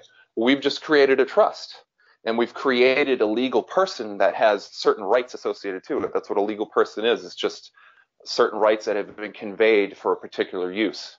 So when two or more people use rights that were conveyed into an estate, now you create a corporation. That's what a corporation is. Well, so, shouldn't you be? Well, actually, you're using the word rights there. Aren't you supposed to be using the word privilege because it's not inherent? I mean, rights are supposed to be inherent at birth. Privileges aren't. They are earned or inherent in the way you're talking about it. Isn't that? Sorry to sound like I'm correcting you, but semantics is important in law. So it's critical. I'm glad you brought that up. That's a great question. Well, the answer is that you have to really get down to what the two things are. So we have to define the terms. A right is something that you have the privilege or a capacity to do, and it was conveyed from a lawful source. A privilege is basically the same thing. So conceptually at law, they're effectively equivalent. The big difference is how you get that right. So in a trust capacity, a right is conveyed because I have the right first. So for example, I have the right to manage my life. So if I create a power of attorney document that gives you the right to end my life if I have some type of tragic, illness, or, I get into a car accident, and that's something that happens all the time, then I've conveyed that right to you. So it's a privilege in the sense that the term privilege refers to a set of rights that have been conveyed to you, but they have certain terms and conditions that they can be taken away if you don't use them in a certain way. Well, that's true for any conveyed right. So if I tell you you can borrow my car, I say you have to have it back by 10 o'clock. And if you don't have it back by 10 o'clock, or if you don't use your driver's license, if your driver's license isn't on you while you're driving my car, then you violated the right, and now I'm going to take it back from you. Well, now it's effectively a privilege because you use the rights at my pleasure based on how I've defined them. So there's a little semantic hula hooping we kind of got to do to answer your question there. So hopefully that addressed it. Well, yeah, it's also worth pointing out that it is very critical in the whole taxation issue in Income Tax Shattering the Myths by Dave Champion. He talks about rights cannot be taxed, but privileges can. But that's another can of worms anyway. Sure. Let's switch gears now. Talk about something else. Sure. One of the popular videos here, Energy Master talking about implant and parasite removal. Now, a lot of people are victimized by implants and parasites, or in the case of Sheldon Neidl, I mentioned earlier, some sort of a direct energy weapon, which because of the laws of free will, even his own ET contacts couldn't prevent him from being attacked by. Well, that's another, this goes back to the free will thing, but also I want to ask, why is it that, like, some people, well, many people, no matter how much they try to fight the implants and the parasites, they can't get them away entirely. I mean, two people in particular, the Akashic Records reader Andrew Bart says he at a conference that I was at in 2013 October, he was viciously attacked by parasites and malevolent entities, and yet he's the kind of guy that does healings and clearings and things to keep himself fresh and clean as a whistle from a physical and spiritual standpoint all along. And George Kavassilis, the same thing. His mind was toyed all the time by the bad Galactic Federation of Light that masquerades as a good one all the time, like in the 2003-2004 period, and they still toy with his mind today, he says, and yet he does a lot of things to clear and heal himself and keep himself clean as a whistle physically and spiritually. And that raises the question, well, if these people who do everything possible to keep themselves clean as a whistle can keep the parasites and the implants and maybe even the direct energy weapons away from them, well, how can anybody? And is there any way we can prevent them from from being able to attack us like this? And this goes back to what I said earlier. Like, can we ask our space brothers, keep me safe from these guys? Would our space brothers say, well, we can, but because of free will, there are certain times where we have to, well, let them attack you. That's the way it works. I'm sorry. So, any Right. comments? Sure. Boy, that's a great topic. I would say yes, there are things you can do to limit the impact of parasites. Okay, well, let me speak to it this way, because there's just so much to unpack here. So I study a lot of psychology, and I made a discovery about 2 years ago after I read a book called Origins in the War on Child Abuse. And that book is about how personality alters are created through deleterious child raising techniques, basically. And one of the things that I made the connection to, and this is my current understanding, I'm not saying this is absolute truth, I'm saying this is the best model for this concept that I've encountered thus far. And it is this, that basically, if you were raised in an ideal way, you would manifest an extremely coherent and sovereign and enlightened consciousness, and you would not have any personality alters or disturbances, and as a result, it'd be extremely difficult for parasites to interact with you, because parasites need to penetrate your personality protection bubbles. So in other words, if you don't have mastery, if you lack some type of mind mastery, if you're not, protecting your mind using good philosophic skills, you're questioning, you're developing really good conceptions of the world, you have strong critical thinking skills, things like this, then any gap in your knowledge, any gap in your understanding, any gap in your surety is something that the parasite can exploit. And here's how this works. So when you're raised, there's critical bonding that needs to happen with your mother. When you're in the womb, what effectively happens is the personality that your mother has, it entrains onto your biological personality.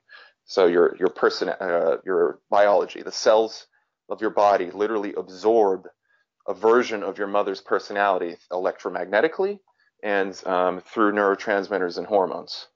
So when you're in the womb, your body is literally experiencing your mother's personality as if she is you. So you can't differentiate between yourself and your mother's personality. And this gets installed into your biology. Now, when you go through the birth experience, for the first time, your visual centers are going to become active, and you're going to have an event that bifurcates the personality. So the indwelling soul, or the version of you that's there, is going to make the first indication of difference, that who you are is different than your mother. Well, and there's a critical bonding that happens afterwards. So the birth experience, usually within anywhere from an hour all the way up to a couple of days, there's a bonding that happens between you and your mother. And what happens there is you develop a primordial personality. You develop a kind of foundation for your personality.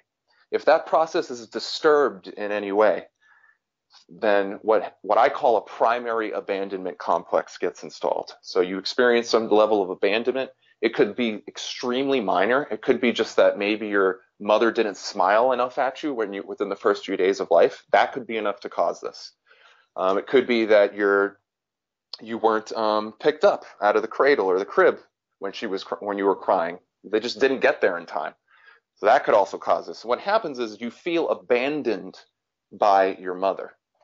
And that at that time, your experience with your mother is equivalent to like God. So basically, your mother is God to you. It's effectively equivalent at a conceptual level. And when you feel this type of abandonment, it causes an extreme schism in the brain. The neocortex shuts down, and the amygdala fires, and you have it's basically equivalent to like physical torture when this neurological process starts. And what happens is a carbon copy of that personality that was installed onto you from your birth experience becomes active in your physiological body. So what I'm getting at here is that there's like a version of your mother that was installed into your physical biology at birth. or during the prenatal experience. And if your personality gets disturbed through your child raising, then those old personality alters that are installed into the biology, they can come online. And it's those things that the parasites use to hijack your personality. So these personality alters, normally for most people, they never go away. Because they take a lot of deep shadow work, deep inner work. I mean, they can obviously be cured, so I don't want to paint a hopeless picture, but what I'm getting at here is that it's extremely difficult to just kind of wipe the slate clean when you're an adult and deal with these issues, because these are deeply entrenched aspects of your personality. So I would argue that the reason why some of these people like Andrew Bartzis or George Kavassilis or any of these other people who clear these energy parasites aren't necessarily like perfect walking around like floating on water type people is because they probably have personality alters inside of them that they haven't addressed yet. And it takes a tremendous amount of work to do this. And I also think there's a reason why. So, to just ask the essence or philosophical question, like how could we live in a universe of supposedly protected free will and we have these energy parasites and these things like this happening? Well, the objective of existence, the purpose of our life here in the flesh, as far as I can tell, is to strive for perfection, to gain mastery of mind, to actualize all of our spiritual potentials, to become godlike in our own respect as the Creator is godlike in its total aspect with all of that is. So in order to do that, we are put into a situation in life that challenges us, that encourages us to grow. And I would argue that what's happening at a deep personality level with the parasites is that defects and gaps in your personality development act as kind of holes for these parasites to come in. And they're allowed to come in because they're going to harangue you and heckle you and poke at you. And they're going to reveal your places that you can work on to gain more sovereignty and more mastery. So this kind of touches into the whole like negative greeting concept, or what I call cosmic initiation, which is that any negative experience you could think of that seems horrible and won't be beneficial is actually had within it, locked within it, is the seed of your liberation. So I would argue that if you're having these implant experiences, if you're having parasites, certainly strive and do the work to remove them.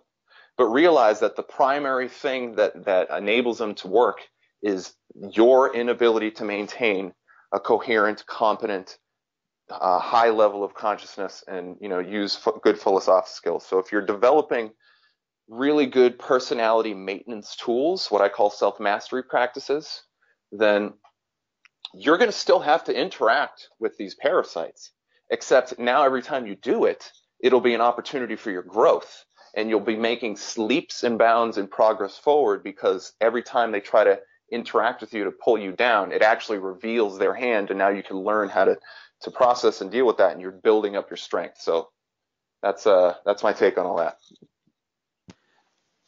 Interesting take indeed. Definitely will encourage other people to follow that advice to keep the parasites and bad entities away. All right, just we have about 20 minutes or so to go. So even though I don't think we need to spend too much time talking about how to use discernment properly, because you did earlier in this interview cite where people can find the article that does just that. So I'd rather us have them do the research themselves and discuss it here. Got some other things I want to discuss. One in particular, I hate to make it seem like I'm singling people out and trying to cause conflict by doing so, but I noticed you have some Benjamin Fulford videos on your channel, and this is certainly a very big discernment issue and controversial issue as well. At the 2017 Free Your Mind, the 1 year after the one you were at, I think it was 2017, yeah, April 7th, my birthday, that day was partially ruined because of Donald Trump filing the missiles on Syria. And the similar thing actually happened 1 year later on April 7th. What is it about my birthday and missiles in Syria? But anyway, the point is, he was allegedly doing that. The reason Donald Trump did that, which is one of the low lights of his presidency so far, the missiles on Syria, was, according to Benjamin Fulford, he was told by the NSA, we have a video of you raping a 12-year-old girl many years ago, and we're going to show the whole world that video if you don't fire the missiles on Syria. You understand? And he chickened out and gave in and fired the missiles. That's what Benjamin Fulford said. I brought that up at the conference, and the guy who who was doing this talk about that and brought the missiles up said, "Oh, you mean Benjamin Shit Fulford?" And I said, "Excuse me. At least 51% of the stuff Benjamin Fulford says can be validated as true. So don't Sure. you call him Right, full yeah. of shit, okay? Because his percentage-wise, 51% is not full of shit, okay? But nonetheless, it has been revealed allegedly that one of the sources he gets info from has a disinfo agenda. Which, if that's the case, then why is he getting info from there? Does Benjamin Fulford have great discernment skills? Well, some would say no because, well, he's full of shit. But Right. okay, the point. Okay, you obviously seem to think he's worthwhile, and I do too. I do listen to his on the UFO Swig channel. Uploads his talks, and I listen to them like every Monday or Tuesday, and of course use discernment. But Sure. just like you did with Elena and Corey at the beginning of this interview, we were able to set a few things straight on what the issue was. Could you perhaps set the issue straight on Benjamin Fulford and all of his sources, and maybe give a few discernment tips here and there that you think may come in handy it came in handy for you anyway to realize this? Sure. Well, I'll start all this with kind of what I think is one of the biggest realizations I had, which it's like one of these paradoxes, I might say, or a divine dichotomy is another really good way of describing it. And here it is. Isn't it crazy that we can live life and use wrong information to achieve good results? Like, just think about that for the minute. I was walking around thinking that there were no cures for cancer. I was walking around with a lot of wrong information in my head, and yet I was still able to use it somewhat effectively to do good things in my life. That's called pragmatism in epistemology. So the reason I mention that is because I think we need to kind of take the pressure off of us. Of course, we want to seek for the truth and find the best expression of truth possible. But the truth is an infinite, eternal reality. Our minds are finite. So even if we find like the best expression of truth possible, it's still only going to be a drop of dust or a drop of water in the ocean that is the whole truth.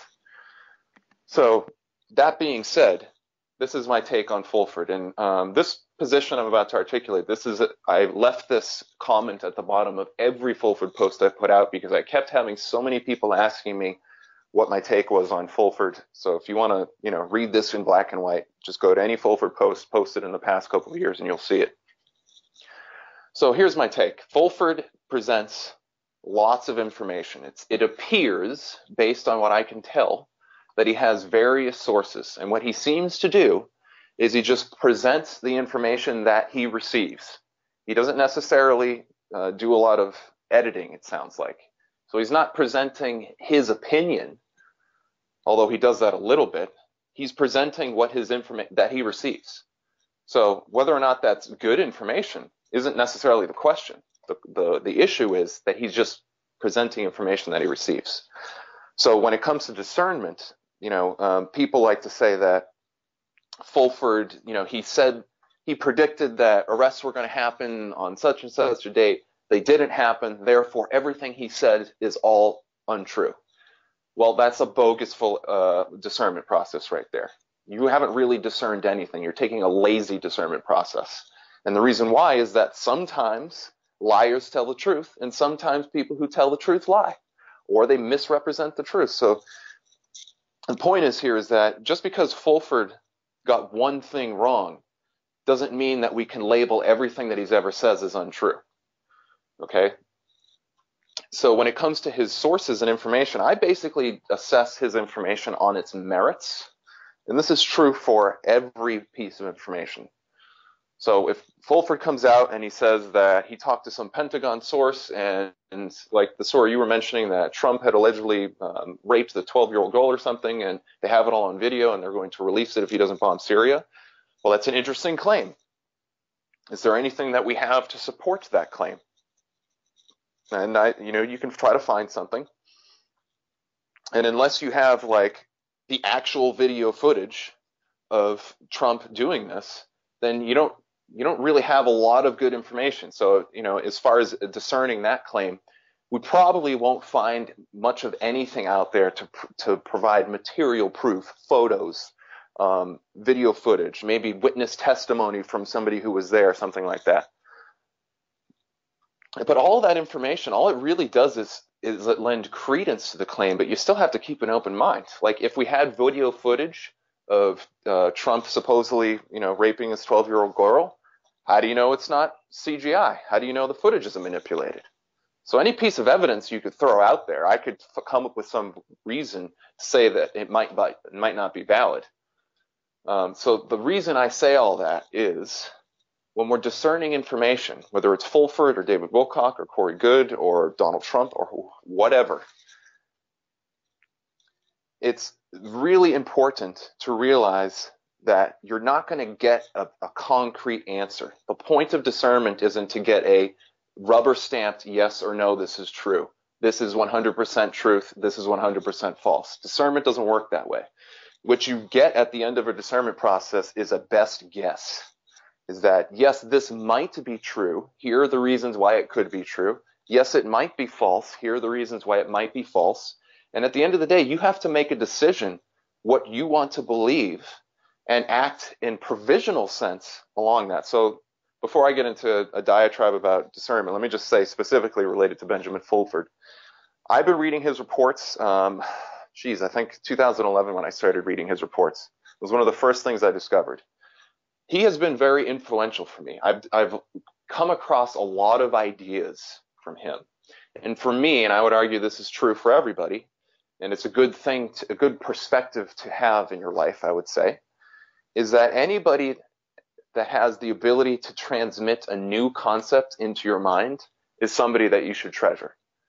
So any type of outlet that can give you new ideas to think about is something that's valuable because in my estimation, in my analysis of the mechanics of how the evolution of consciousness works, it happens through exploring ideas.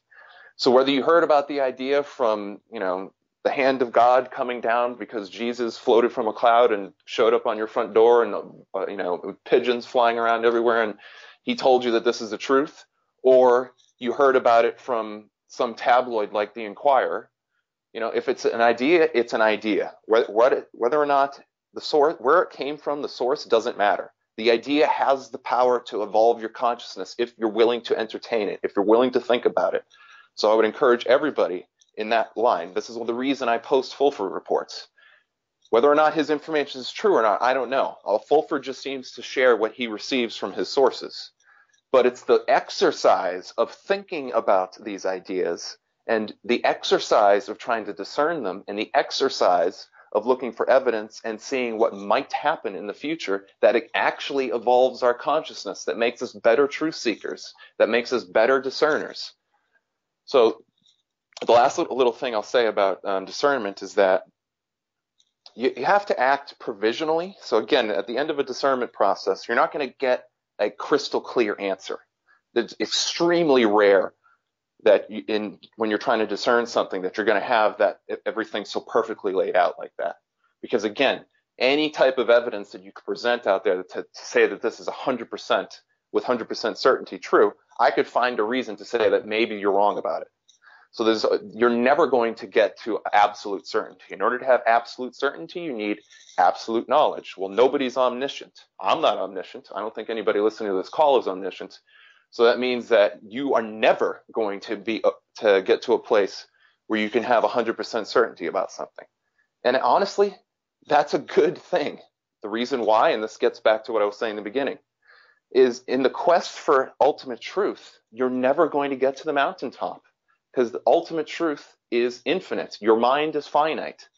The relationship of the finite to the infinite is that if you can imagine the hand of God, if you place the entire universe of billions of galaxies and stars in the hand of God, it would still only be a speck in comparison to all that is, because that's what the relationship between the finite and the infinite.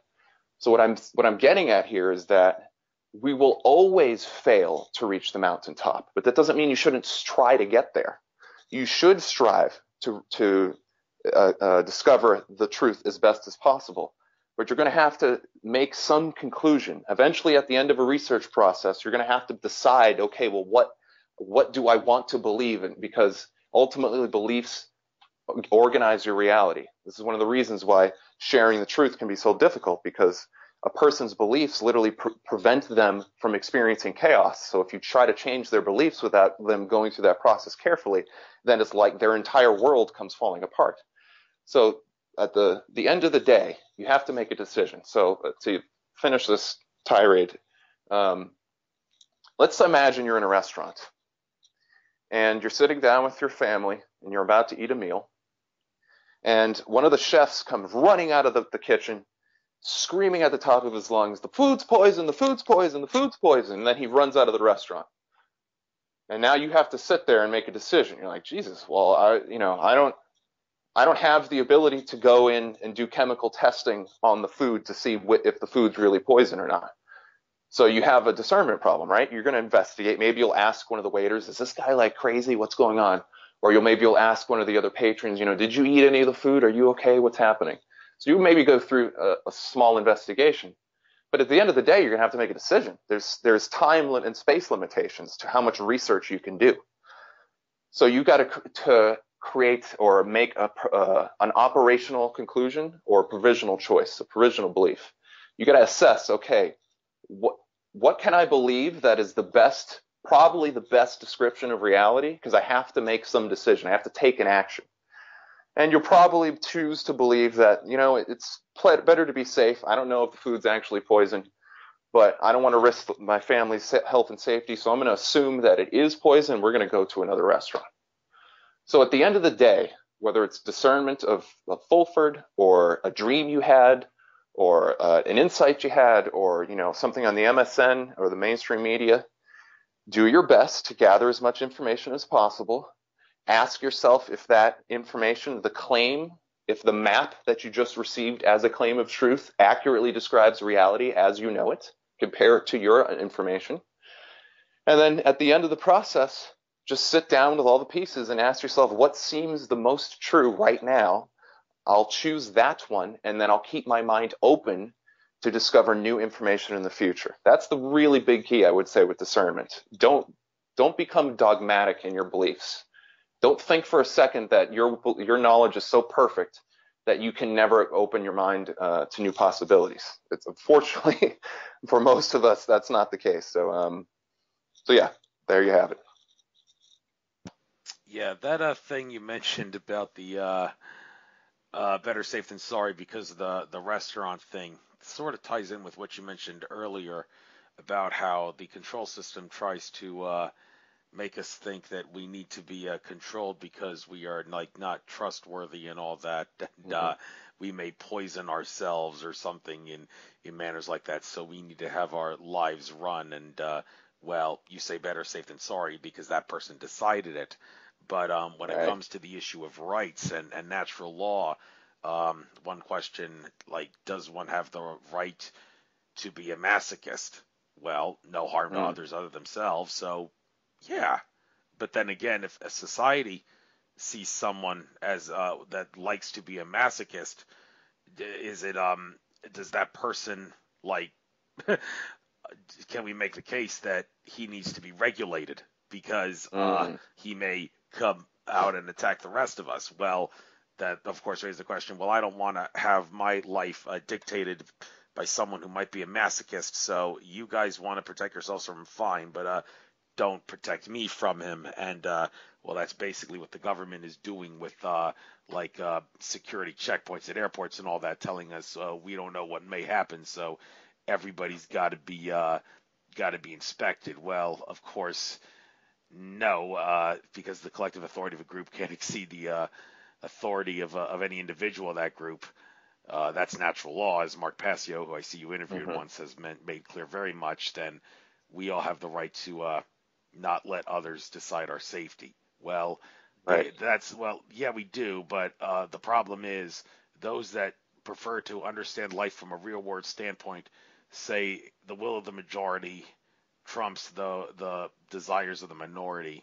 So if society wants to take away your rights for safety, you better go along to get along, because Hmm. society will punish you.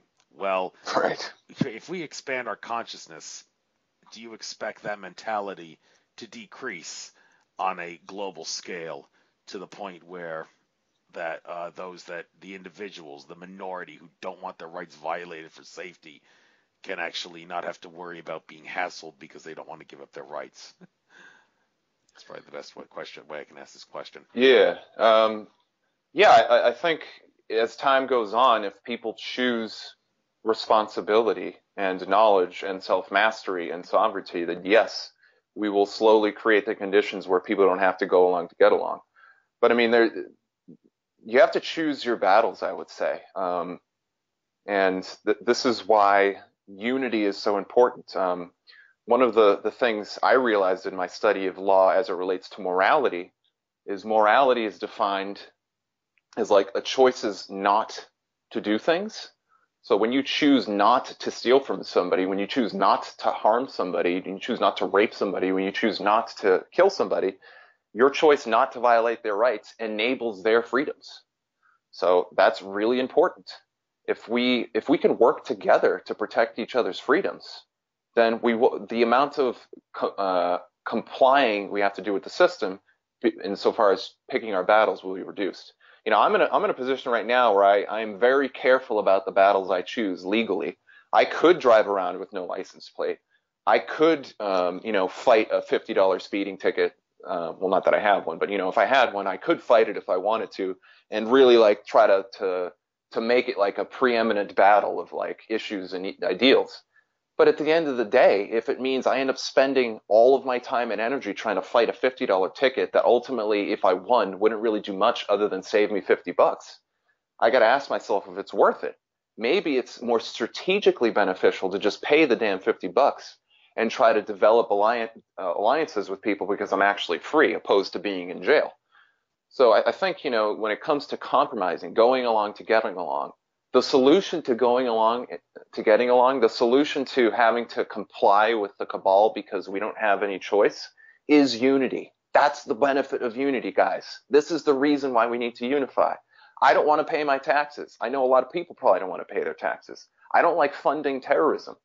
But the bottom line is that if you stop paying your taxes and you have a family, you could go to jail. Your family could lose their supporter. So we have to be strategic. And more to the point, if we want to not have to compromise our principles in dealing with the system, we have to work with each other to protect each other's rights. That's why societies exist. That's why civilization exists. A society is itself a group of people who've unified under the common cause of protecting their way of life and their values. I don't know about you, Andrew, but I value freedom. I value truth. I value high quality life and food.